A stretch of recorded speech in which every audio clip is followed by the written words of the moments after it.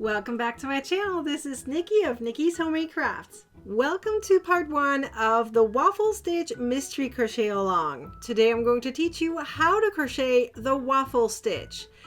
For the Mystery Crochet Along, we're going to use two different colors. I'm using the mustard as well as the lemon color of Premier Anti-Pilling Everyday Worsted Yarn. So it is a number 4 worsted yarn. In total, we're going to use roughly 1 skein of yarn, but I prefer using two different colors because you're going to see at the end of the project how much more fun it looks if you do so. I'm also using a 4mm crochet hook. If you're not part of the Mystery Crochet Along and you're only here for the Waffle Stitch, that is totally fine. If you're here for the Mystery Crochet Along, make sure you watch until the end because I have some important information to tell you. For part 1, we're only going to use one color, which is the darker color of the two, which is the mustard color. If you need the written instructions for the stitch or you're part of the Mystery Crochet Along, be sure to check out the link down below in the comment section as well as the description. You will find the free to view ad version on my website.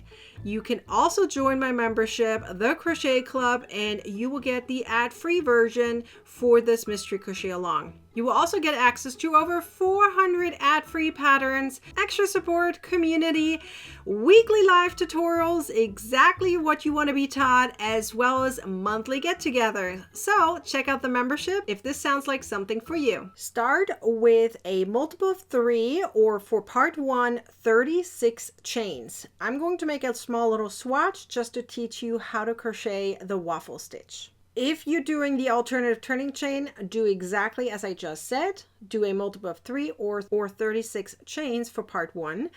If you're doing a chain of 2 and not counting as a stitch, you're going to need to add a chain to it. But if you're doing it like me, then let's start with the second chain from the hook. Crochet a single crochet. And now insert your hook into the loop of the single crochet that's closest to your yarn finger. And yarn over and pull through. You have 2 loops on your hook, yarn over and pull through both. Now you created a stacked single crochet, also known as the alternative turning chain. Now for the rest of the row, you're just going to crochet double crochet stitches. So in every chain of until the end, crochet double crochet stitches. At the end of the row, it's going to look like this, or much longer if you're working on the Mystery Crochet Along. You should have 35 stitches at the end of this row. Now turn your work. Now start with an alternative turning chain or stacked single crochet or a chain of 3 and count it as a stitch. I did the alternative turning chain as I did in the beginning of row 1, and I counted as a double crochet. Now crochet 1 more double crochet, so we have 2 in a row, even though 1 is the alternative turning chain.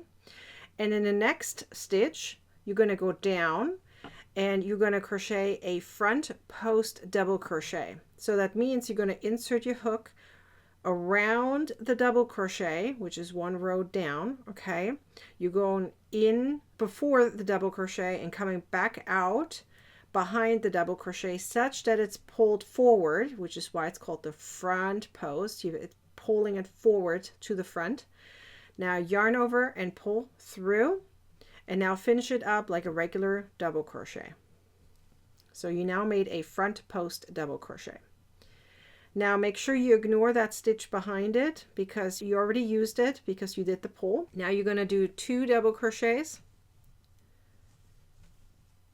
and another front post double crochet 1 row down. Now repeat that until the end of the row. You should end up with 2 double crochets at the end of the row. And it's going to look like this. You're going to have these bumps here every 3rd stitch. And the first 2 stitches as well as the last 2 stitches are double crochet stitches. Now turn your work. You're now going to crochet front post double crochet stitches wherever you had a double crochet. And wherever you did a front post on the back side, you're going to crochet a double crochet on top. So let me show you.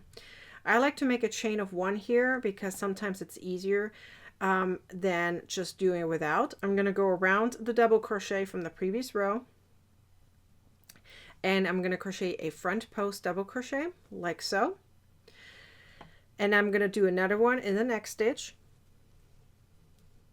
And then right here, which on the other side is a front post double crochet. From this perspective, it looks like a back post. You're just going to crochet a double crochet on top. Now you're going to repeat that.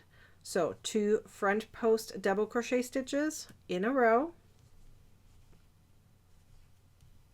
and a double crochet in the next stitch.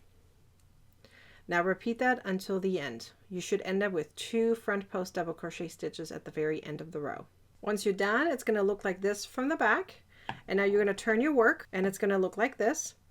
Keep in mind that sometimes crocheters like to crochet just a double crochet at the first and at the last stitch. If that's you, go for it. That's totally fine. I prefer having a front post double crochet as the first and last stitch because I feel like it looks cleaner that way, but it's up to you. You can totally do it as a regular double crochet stitch. Once you're done, you're gonna, as I said, turn your work, and now you're gonna repeat the last 2 rows. So again, you're gonna start with an alternative turning chain,